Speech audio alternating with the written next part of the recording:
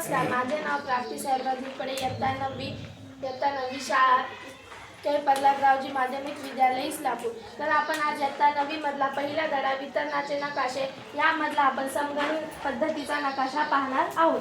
समगणित पद्धतीचा नकाशा कुठे वापरला जातो? जेव्हा एखादे वितरण सलग असते तेव्हा ते दाखवण्यासाठी समगणित पद्धती नकाशा वापर केला जातो. उदाहरणार्थ उंची, पर्जन्यमान, तापमान. तर या नकाशाच्या आधारे आपल्याला काही प्रश्नांची उत्तरे द्यायची आहेत. ते तुम्हाला येतात का ते बघूया. जिल्ह्याच्या कोणत्या दिशेस पर्जन्यमान जास्त आहे? पश्चिम. जिल्ह्याच्या पश्चिम दिशेस पर्जन्यमान जास्त आहे, कारण की हा पर्जन्यमानाचा भाग डार्क आहे आणि इथून फेंट होत जात आहे, त्यामुळे जास्त पर्जन्यमानाचा भाग पश्चिम आहे. पर्जन्यमान कोणत्या दिशेने कमी होत जात आहे? पूर्व.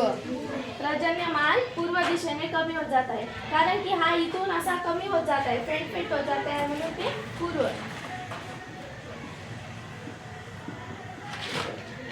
जिल्ह्यातील कमी पर्जन्यमानाचा वर्ग कोणता आहे? 600.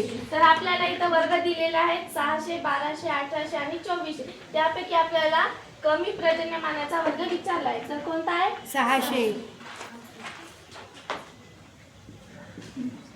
जिल्ह्यातील जास्त पर्जन्यमानाचा वर्ग कोणता आहे? 2400. कारण की हा इथं जास्त डाग दिलेला भाग आहे, म्हणून याचा पर्जन्यमान 24 आहे. पर्जन्यमानाचा वर्ग. आपण कोणती पद्धत वापरून हा नकाशा काढलेला आहे? समगणित पद्धत. आपण हा नकाशा समगणित पद्धत वापरून काढलेला आहे.